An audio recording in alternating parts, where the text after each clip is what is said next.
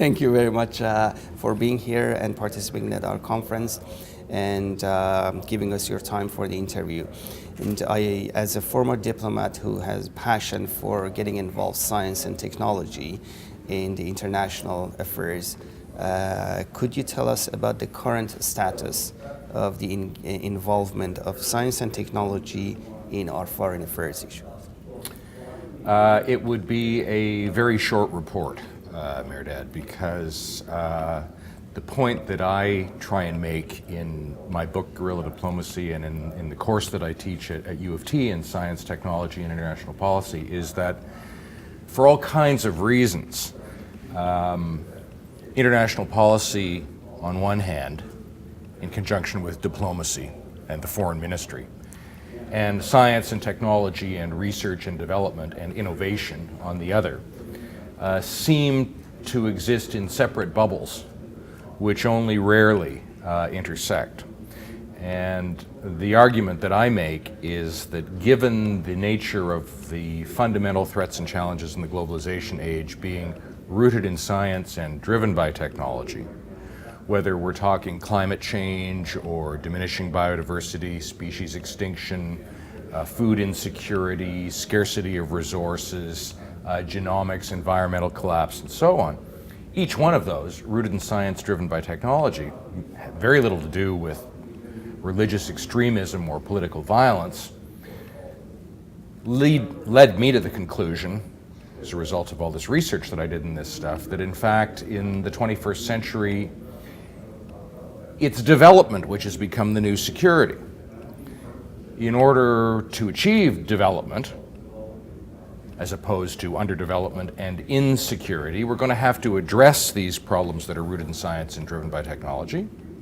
Problem is, when we look at the institutions, the foreign ministries, the multilateral organizations, and so on, they don't have the people, they don't have the knowledge, they don't have the structures, and we've got to address this issue, I believe, in rather short order if we're going to improve performance. I think that the collapse of the COP15 conference in Copenhagen is a very good example of this disconnect that's out there, and it's got to be addressed. And how we can address this issue? Is it just by bringing scientists into foreign affairs could solve the problem, or setting a science advisory body to the Ministry of Foreign Affairs could solve the problem? What would be your solution to this? I gave some recommendations in my presentation. I think I'll turn that into a paper.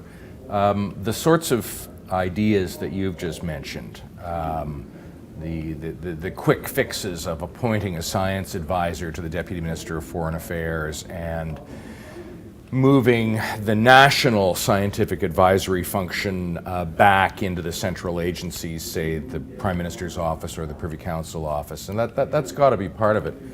But we've got to ask ourselves, how many diplomats are scientists? How many scientists are diplomats?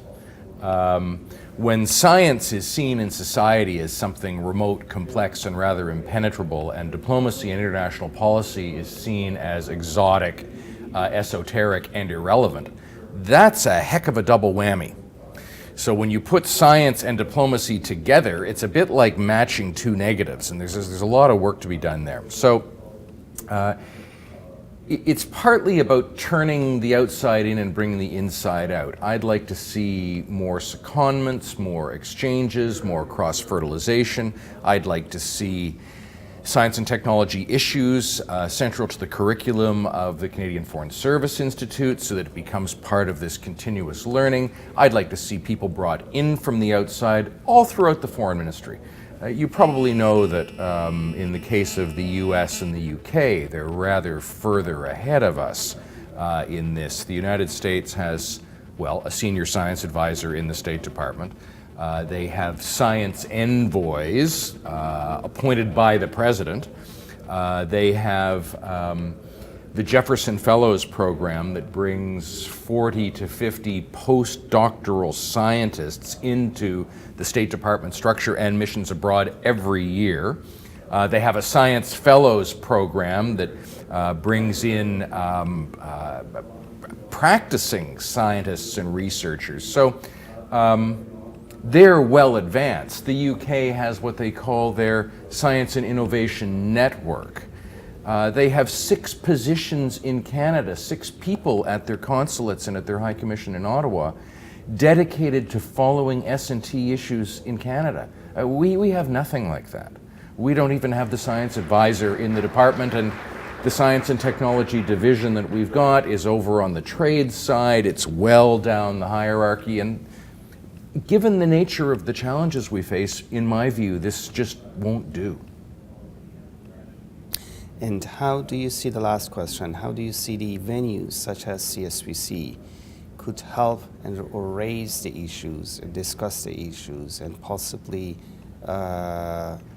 be as of help in terms of one of the instruments that can be improve this status quo? Well, it's one of the very rare fora where diplomats and scientists and people with an interest in the issues can actually get together, share experience, and plan future collaboration. So that's excellent.